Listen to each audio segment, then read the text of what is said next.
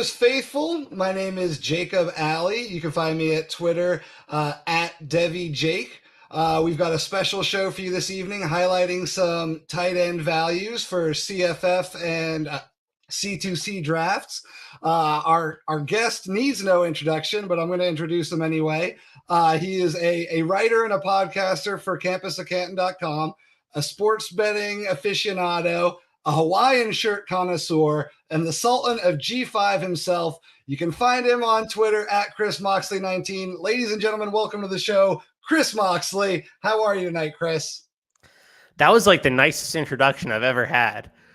Like, I had just so many compliments being thrown at me. I'm doing great. I'm excited to be on. You know, tight end is always my favorite position to talk about, just because I just like the position and nobody else does, and I think there's value to be had there. But I'm happy to be on with you. You and I have known each other, I think, for a little bit now, and 3 or 4 years. We've, a long time, and yeah, so it's nice to actually be on a show and talk to you, and really hopefully provide some value for the people. But I'm just excited that we're getting to meet. Me too. I'm very excited. I've heard your voice a ton, being an avid podcast subscriber. But we go back and forth in Discords and in league chats and on Twitter. But it's different getting to get some real back and forth in. Yeah, absolutely. I'm excited. I know I'll disagree with you at some point, so I'm just trying to like butter you up now before we actually get into the stuff. I'm way more there we go on the podcast than I am on Twitter. But so without any further ado, I'm going to give a little bit of background on what we're trying to do here. We're going to each share some tight ends who are typically getting drafted after the 20th round in CFF best ball drafts, or after about the 10th round in Campus to Canton supplemental drafts. Chris, actually, great timing, just wrote a fantastic lights out article about the tight end position that, sums up my CFF draft summary almost to a T. Chris, would you mind just giving us a quick brief overview? I know it's doing the listeners a disservice not to give them everything, but give them a sneak peek. Give us an overview here. Yeah, so I read this article and published it to CampusCanton today, so you can check it out over there.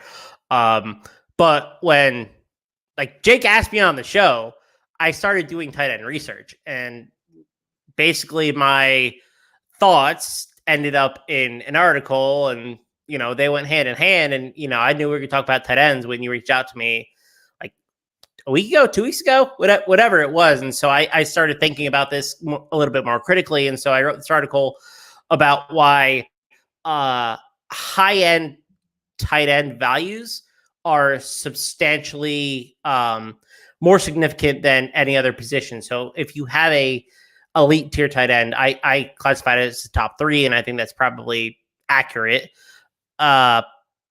You're getting way more differentiation at the position than at wide receiver, running back, and quarterback is, generally speaking, pretty flat in general. So I didn't add that to the article just because it is flat.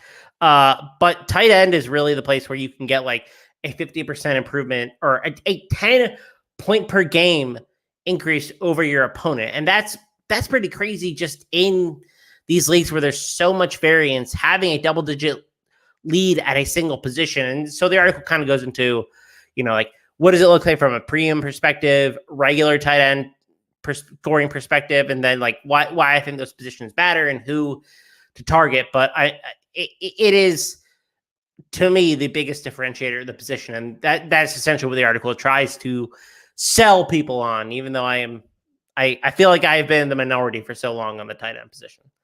So, in NFL redraft or even dynasty, I'm always all over Kelsey. But in college fantasy, I feel like a lot of the time it's sort of okay. We don't know who's going to be the TE1, and there is no clear cut person, and the tight end one on the season may end up kicking everyone's ass, but we didn't know who it was beforehand.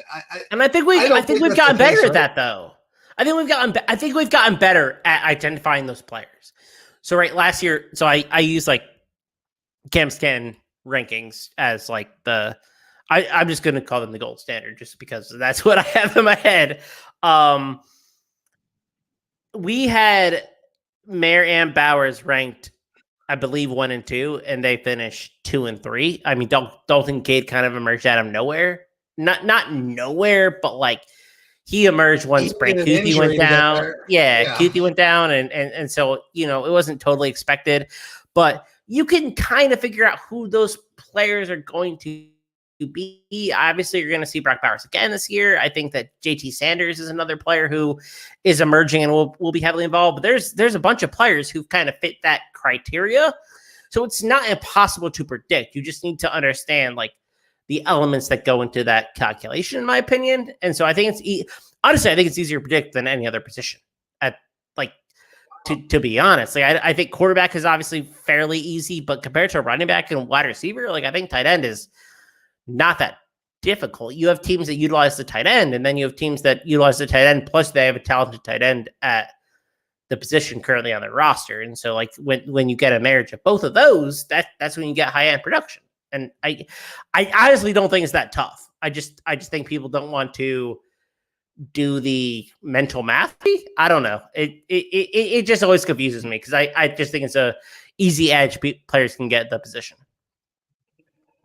I agree. So when you're saying it's easier than people chalk it up to be, is that strictly in a CFF Campus to Canton League lens, or would that also apply for Devy? Devy is more difficult, right? So like the NFL doesn't really care all that much about tight end production in college. If you have the traits and you've kind of shown what you need to show, i.e. like the ability to operate outside if you're like more of a move tight end or someone who's like a dual threat tight end and you can operate inside, whatever the case may be, it's more challenging predicting NFL upside just in general, right? Like I had Michael Mayer as my tight end one this class. And he obviously was not the tight end one in the NFL's eyes. Dalton Cade went in the round 1, Michael Mayer went round 2, etc. So that's a little bit different. That's just harder to predict in general because you're relying so much on athleticism. For CFF, for C2C, though, I think it's a lot easier because you can easily identify players who fit a system and then who are just probably good in college. Like there are tight ends who are legitimately good college players that will never sniff the NFL roster. Like Christian Sims at Bowling Green is an example of a player that I was thinking like he's 6'2" and he's not that big and he's not that athletic, but like they like to use him a bunch. And so it didn't end up mattering because he's better than, most slot corners in the MAC, but it's much easier to identify, I think, on a college like fantasy level than it is an NFL level. No disagreements for me. So I heard you mention Sanders as someone that you're targeting. How about that? Like for me, I think that the clear tier 1 is Bowers and Gadsden. You may disagree there. I think Gadsden's kind of a cheat code because he maybe shouldn't count, but he kind of does. So I'm here to take advantage of it. But how do you feel about that second tier? Brant Kuthi, Javian Sanders. I've seen RJ Maryland going as early as the 8th round. Are you still spending up for those maybe second tier guys that aren't as locked in to finish in the top 3 at their position the way that I think that Gadsden and Bowers is? Yeah, I mean, it depends on the player, of course, right? Like I really like RJ Maryland. I have him ranked, I think, as my tight end 4 in CFF this year. And so like he's a player that I think is honestly very good. JT Sanders, I think, is a really good player. I would take JT Sanders and feel really comfortable about it between rounds 5 and 8, 5 and 10, depending where he's going. I feel really good about that projection. I actually think he's going to be a top 40 pick in the NFL draft, maybe not first rounder, but a player who's going to go early day two at worst. I just think he's good. And so there's a handful of guys that I feel like in that range, I feel comfortable trying to project. And so I will be more aggressive with some of them.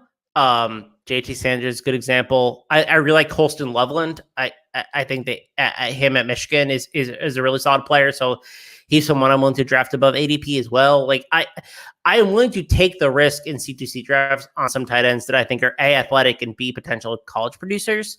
And so when that Venn diagram kind of merges, it aligns where, I'll just be more aggressive than I think most people will. So like I'll take Brock Bowers early, but I'll also take JT Sanders probably a round or two above ADP, just because I believe that, he fits that mold the NFL's looking for and collegiate production. So yeah, like I like the second tier. It just depends on who we're targeting. And I think some targets are a little bit out of pocket per se. Like I like Michael Trake, for example, is someone I think about, and like he's going as tight end 3 in campus Canton draft. So like, what the hell is that?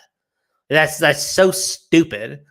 to be honest, I just don't understand that. And so it has to be a very specific instance. And Michael Trake is not one of them, but that tight end 2 tier, I think, can be pretty interesting because tight ends are going to go early if they're in mismatch at the NFL.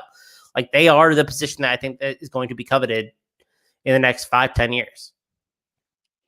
So back to a CFF lens, you're throwing out the NFL upside. You're no longer chasing the super athletic types.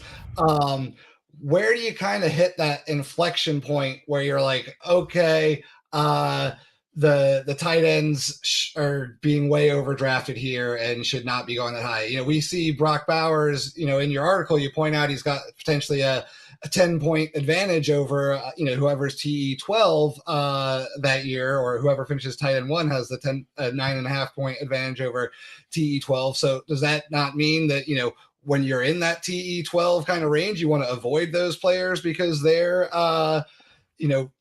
not going to perform as well as an RB12 or a wide receiver 12 or, whatever arbitrary threshold you use, I guess 24 for those ones at that point, but you get the point.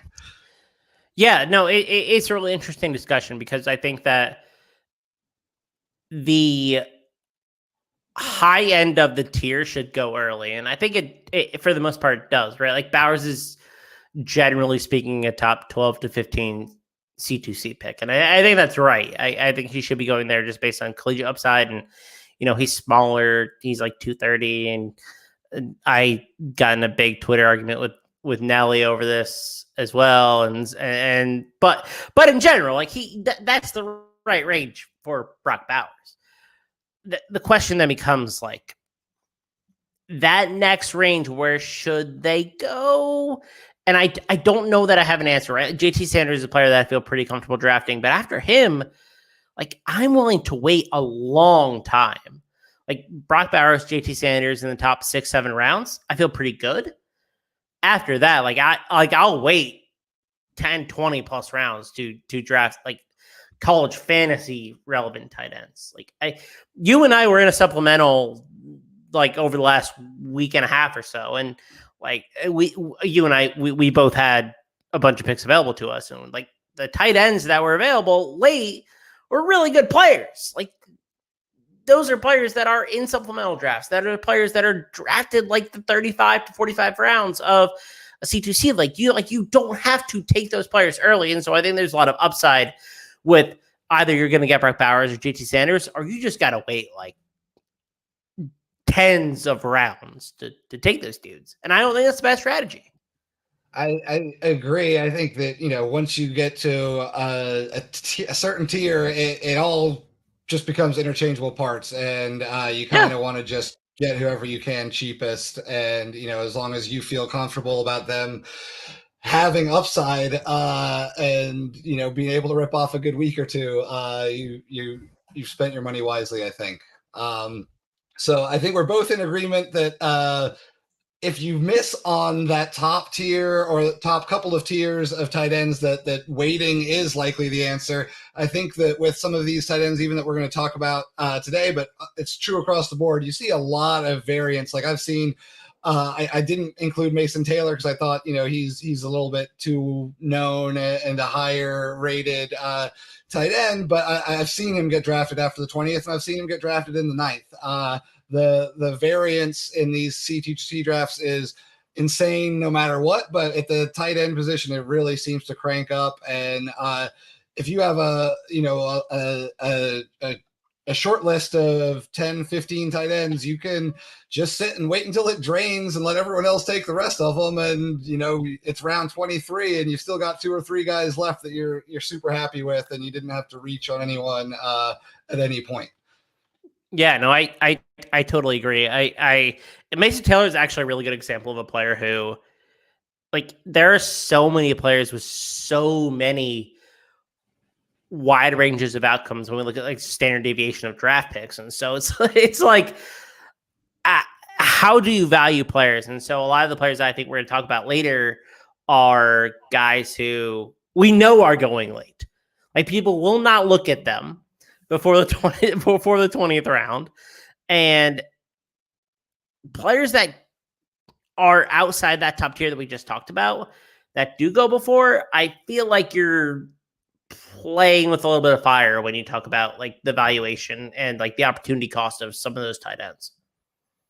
Absolutely. And you mentioned opportunity cost, and this will be the last I touch on it before we dive in here. But in reference to your article, I quote tweeted and made the point that, in NFL fantasy, a lot of the times people don't want to get spend money on a tight end early because they hate the way their roster looks at the end of the draft. You have that last flex spot is being occupied by someone who to you isn't sexy, and you'd rather just have a scrub tight end like everyone else and have your rest of your roster look good. Whereas in college fantasy, you don't have that kind of opportunity cost because there's so many talented players available in the 15th through 35th, 40th round. Absolutely. So you're not missing out by drafting a tight end. You have everything to gain in this sizable advantage over your league mates, and none of the downside that you maybe get in NFL fantasy football. Absolutely, and if you, depending on your league, right? If like your league is super CFF heavy, maybe this isn't totally applicable, but you can get league winning options in like the 40 to 45th round of your C2C league. Your startup, yeah. Like, for sure. Absolutely. So without further ado, let's touch on some of these hidden gems. Chris, you want to lead us off with your first one? Yeah, we talked about this position, I think, a little bit earlier, and like why Utah is so good at producing some of these players, and they've done so in the past. But I really like Thomas Yasmin. He's really interesting because they're going to run 2 tight end sets. They ran them more than any other team in the country last season. Kincaid and Kuthi both like thrived when they were on the field together. 42% of the yards were from the tight end position last year. Like, that's a pretty significant number. That actually led the country for teams that weren't like air raid teams who just happen to target the tight end, like teams that actually decide to play real football. So Yasmin is super interesting because he was not a player who played any sort of high school football. He was a rugby player. He's from Australia. Did not, I don't think, had any prior football experience before joining the Utah program. He's a 6-year player. Yes, I understand. Like, that's a little bit sketchy, but we saw him last year. We saw him in limited opportunity, and he was one of 2 players who had 60-plus yard receptions. 2 60-yard-plus receptions. Only 2 players did that. Brock Bowers, who we know is, the dude, and Thomas Yasmin. I just think there's so much here with a guy who has limited experience at the position, but can be so incredibly good. And I think that he is a legitimate athlete And so I want to be drafting him because I think that he could be that Dalton Kincaid type player. And so Brant Kuithe, like, yes, I have taken him in drafts as well, but Yasmin is a player that I think can far outperform ADP, especially in C2C leagues. Like, he's a guy that just isn't really being drafted. I think that's a mistake. I agree with you totally. I love Yasmin. He's seems like the kind of guy that, Belichick would discover and turn into a 6-time Pro Bowler. Someone who comes. He really does, right? Like he feels like a gem that some smart NFL coach would just like uncover and be like, oh, this dude can like actually play football. Yeah, absolutely. He's a special player. I really think he's. I hate that he's in his 6th year, but there are explainable reasons for that. And so, like, I'm not knocking him the way that I would knock, I think, other players.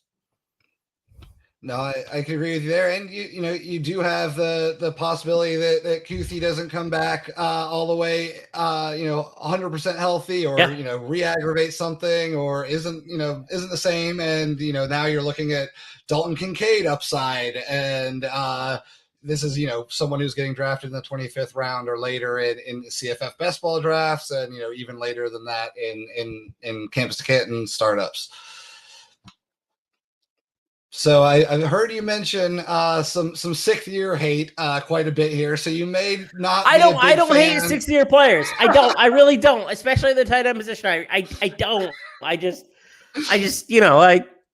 they've been in college for a long time. And they're tight end. I'm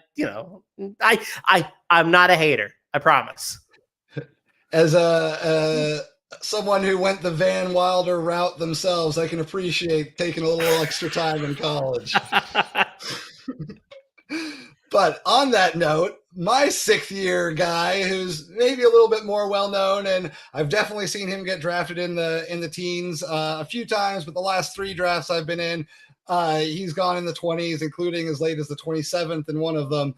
And that's Brevin Spanford out of Minnesota, 6th year senior. He is a mountain of a man at 6'7", 270. He was the 27th tight end last year in PPR.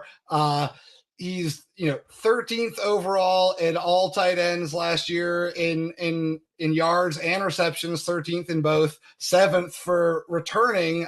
You filter out everyone who's gone pro and graduated or quit football for whatever reason, and he's 7th in returning yards and receptions. The only thing that's dinged him, and the only thing that I can think that is why his ADP is so low, is he only had 2 touchdowns last year. And everyone knows that touchdowns are the least sticky of stats, and there's a decent chance for that to rebound nicely. And I think if he ends up at 5-6 touchdowns, which is not an exorbitant amount, you're looking at someone who's a back end tight end 1 pretty easily.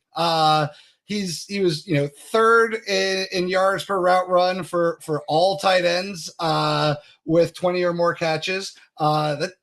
That's substantial and not nothing to me. My main concern with him this year is Minnesota. They're not typically an air raid offense or tossing around the rock a whole lot, and they do bring in Corey Crooms and Elijah Spencer from Charlotte. They don't play tight end, but they're perceivably there to catch footballs. So that's my only real concern on him. I don't like him as a 6th year to make it big in the NFL, but I think for a CFF best ball draft, he's a golden ticket. And I think even for a C2C league where most of your late round picks are basically getting thrown away, he's gold there as well. Do you have any thoughts on my main man, Brevin Spanford?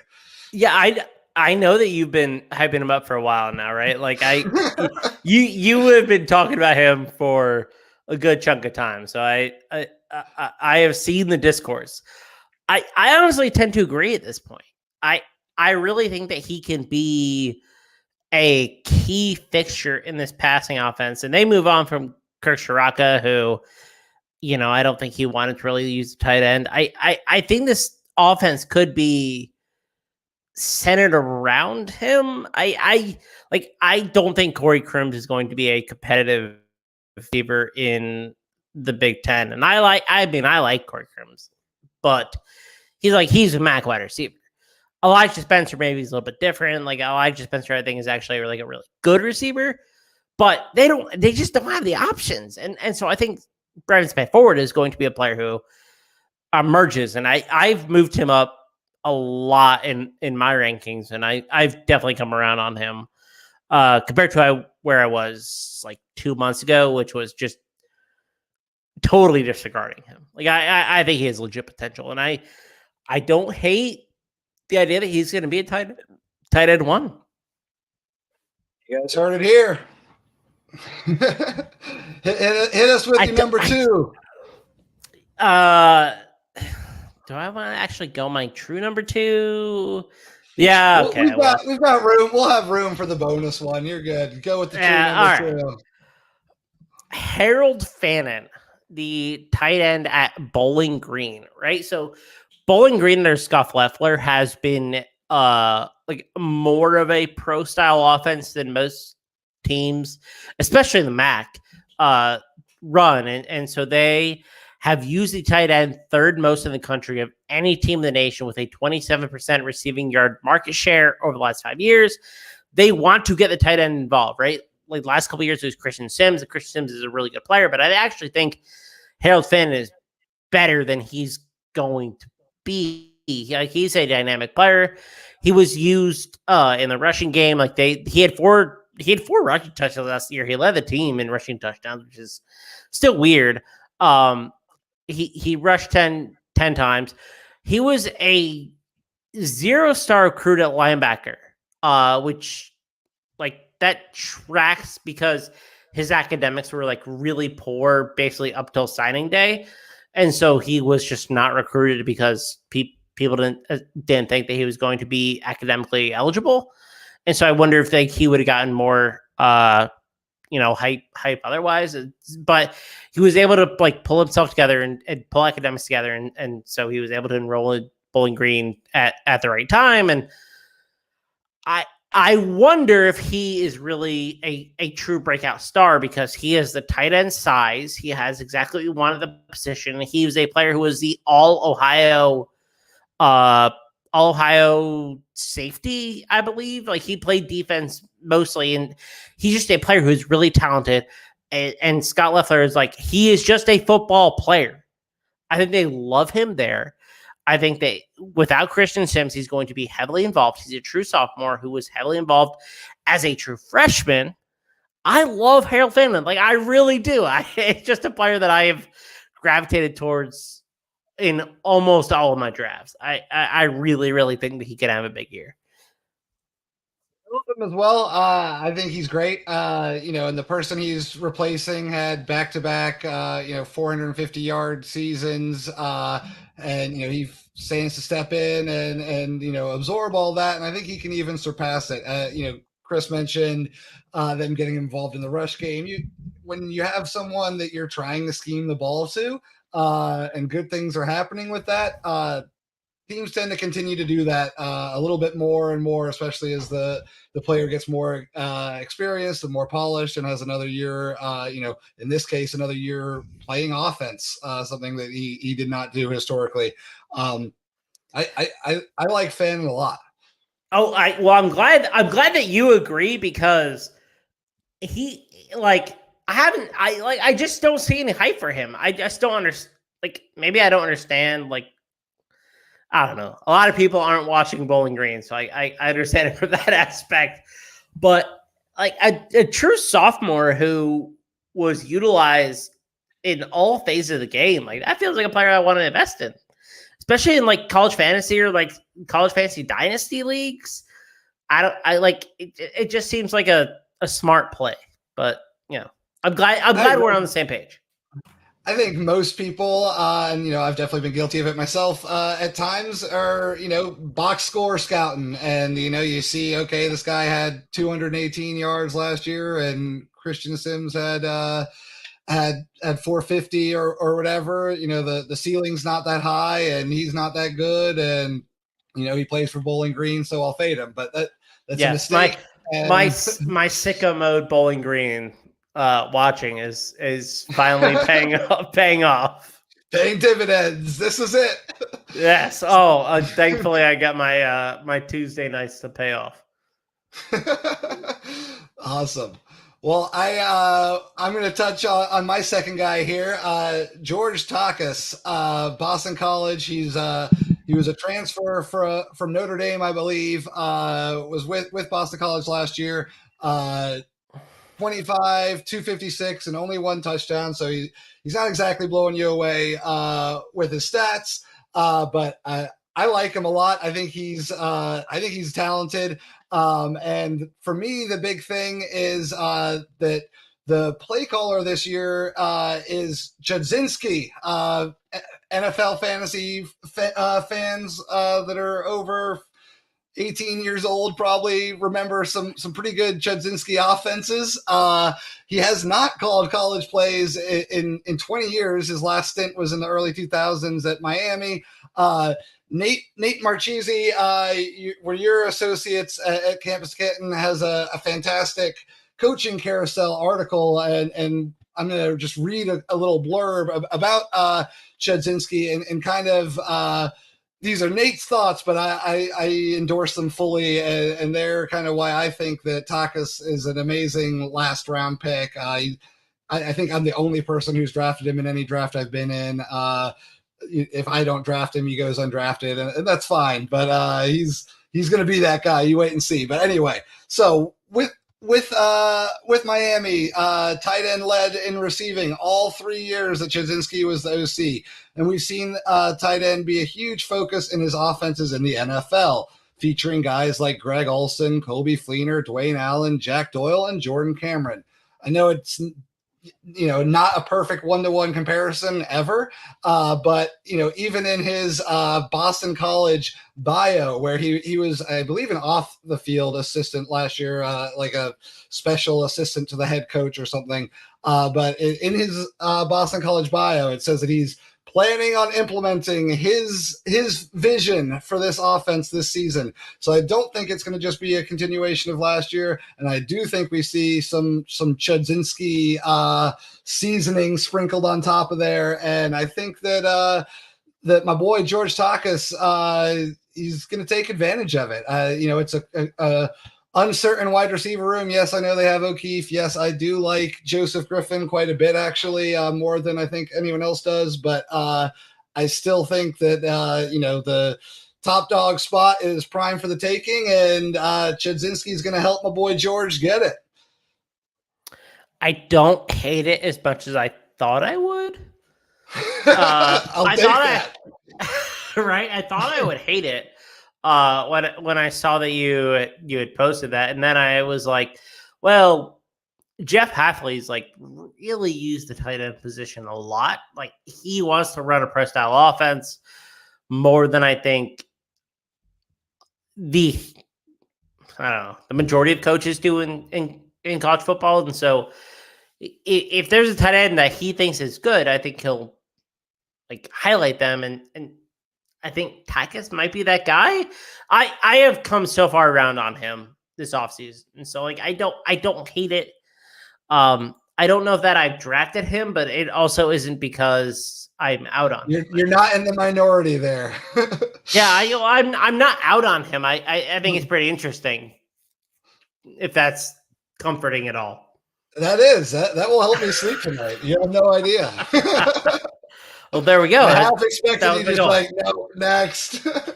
No, I don't. I don't hate it. Like they're a top 5 program in terms of like returning like tight end utilization production. Like I posted a tweet about that. I don't know, like yesterday or 2 days ago. And Boston College is one of the teams that like have heavily utilized the tight end, and I think that Takas is good enough to be like part of that unit that they do utilize. So I am in on him. I think he's a really great tight end too.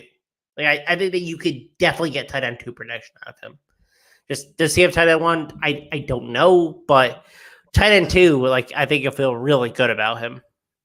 I'm not gonna lie. In a best ball draft, if I get 3 weeks over 15 points from him, I'm chalking that up as a huge dub, and you're invited to the victory lap show. All right, I'll be there. So, would you like to hit us with your number 3? Yeah, this is a player who I rarely see drafted in C2C drafts, and rarely see drafted. Period. Honestly, I'm in a handful of CFF like best balls, and this is a player that just doesn't go very often. That's JJ McCaffrey out of Georgia Southern. He is really efficient when he is on the field. Right, he's 4th in CFF points per play at 0.3. I think he's really good.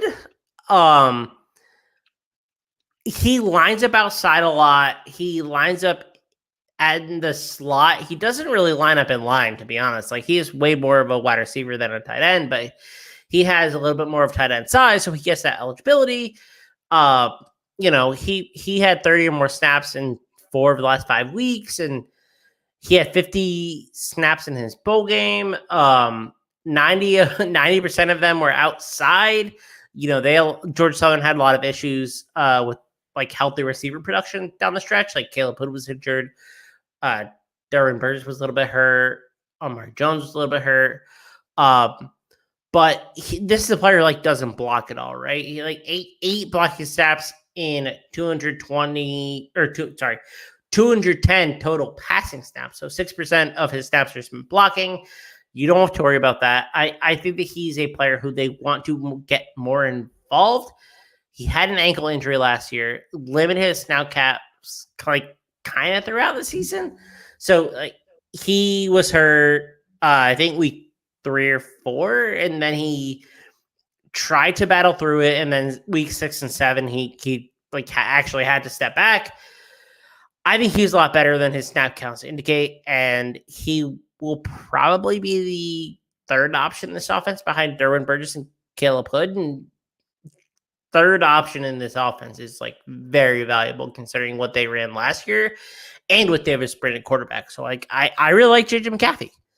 Like he's a player that just isn't being drafted. So like you're taking a shot, but I think he's the type of player you want to take a shot on. I love that. I think you're absolutely right. He fits the profile. He's, got the cheat code aspect in that he, doesn't seem like a true tight end. He plays for a, potentially great offense with in my mind, potentially, at least on a CFF level, a potentially great quarterback in Bryn. I love it. I think he's a great shout. He's not someone that I have drafted. He's a name I am only, peripherally aware of, but I love some of these numbers you're throwing at me. I'm going to have to load them up on the queue. 4th in points per play is wild. And you obviously you expect that efficiency to drop as he's on the field more plays, but there's a lot of gravy between when you're 4th in points per play to whenever you add more plays in, that landing spot should still be very high. And I'm excited about him. He is truly a last round guy, right? Like nobody is taking him in like C2C leagues, and even then, like you're if you take him, you're probably reaching into like the pool that is probably already well established, right? Like you are reaching if you take him in the 45th round, but I don't think that's a bad pick. Like I just think there's so much potential upside there, and you can always cut him if you want to. That's an option, but there's 156 vacated snaps or targets that were ahead of him between Jeremy Singleton and Amari Jones. So there's an opportunity for him to ascend into a bigger role. Yeah, no, absolutely. Great shout. I'm a new fan, freshly anointed. All right, let's go. That's what I'm talking about. We're trying to find, values here, and he definitely fits the profile of exactly what you're looking for. Someone with upside. I personally am in a 24 team C2C league. I know you're in a couple of those, and he's immediately going to be someone that I'm looking at because those supplementals are a lot drier than the one that we were just in. At least the one that I'm looking at. So I'm excited to have a new name. Which was 16 teams, by the way. Like the difference between 16 teams and 24 teams is pretty substantial. It is. To be fair, the 16 team had limited waivers, and my 24 does not. So that definitely, makes it exponentially worse. But yeah, it's a name I'm jotting down and someone I'm going to be targeting. So good looks there. Okay. Well, I also hope you draft soon as well. Depending on who's listening to this, you got whatever lead time before the show comes out, so use it wisely. I love it. So I'm gonna touch on someone here that I really like. Is Oscar Cardenas from the UTSA, the Roadrunners. Last year he had 31 catches, 438 yards, only 2 touchdowns. He was second in Conference USA in yards. He had the highest catch percentage of anyone that had more than 20 targets on the team. So, he's efficient. He had a sick one-handed catch that essentially won them the game or got them in field goal position in like week 5. So he's shown up prime time. He's got continuity with Frank Harris. Only 5 players on the team with 20 targets or more last year, and 131 of those targets are gone with Franklin leaving. So they don't spread the ball around a whole lot, and Cardenas already has Frank Harris's trust. He lines up outside or in the slot a lot. He's got 47% slot percentage versus 48% inline percentage. I'm not sure what he's doing that other 4% of pass plays, but he's neither in the slot or in line. He had less than 1% out wide, so I truly don't know what he's doing. Maybe in the backfield, but 84% routes run on passing plays. So not running every play like McAfee, but he's running a lot of routes, and he's someone they're using as a wide receiver. He's not someone they're keeping in the block a lot, and they have this production opening up in Franklin, but they've had 3, including Franklin, they've had 3 wide receivers transfer out. They bought no pass catchers in. To me, this is a wheels up, arrows up, to the moon kind of situation. I think he's got tremendous upside. I would not be surprised to see him hit 700 receiving yards really at all. Chris, you have an Oscar C take. Yeah, so this can sound mean, and I really don't intend for it to sound mean. Not towards you, towards Cardenas. He is the most misshaped receiver. The man is like 6'2", like 280. It's always like weird to see him catch passes. Like I'm like every time I see him, I'm like, oh yeah, I'm like, oh, I know who that is. Like that's Oscar Cardenas. Like it's not a surprise when he catches passes. I like it. So I have drafted him in CFF best balls. So I believe that he is going to be heavily utilized. He feels so much more like a dual threat tight end than a true receiving tight end. And I honestly believe that's because of the way he looks or like his height to weight ratio. And so he's such a player that I have like a tough time evaluating because I have no idea what to think. Like he's like a player who is a good third down option. And then he was a player who I bet the over on his receiving yards like 4 or 5 times this year, and it cashed every time because another option was out. And so I don't disagree that he could be a guy who you can rely on when they're missing a top receiver option, and maybe that's Sakari Franklin for the whole year. It's just I don't know. Cardenas is such a weird player. Like I don't know how to evaluate him. But you're not wrong that he's going to be a feature option. He's like the random bowling ball dude who's like surprisingly good at basketball. That, Yes. No one wanted on their team, and he's lighting everyone up. And he's not fast. He's not sexy, but he gets it done. Like I said, he had that one-handed catch in crunch time, and he climbed the ladder on it. It was nice, but there was still something a little bit off about it. And I agree with you. He's a big boy. That's the bottom line. He's a big boy. That's the bottom line. Like we just gotta accept that Oscar Cardenas is a big boy who knows how to play the tight end position and is a safety blanket. I don't hate it though. Like I find myself being like, oh yeah, I can see the path to Cardenas being the third receiving option, and third receiving option for UTSA is like a really valuable position to be in, and so he's just such a weird player, but I don't hate it really at all. I actually I love it. Just I really do.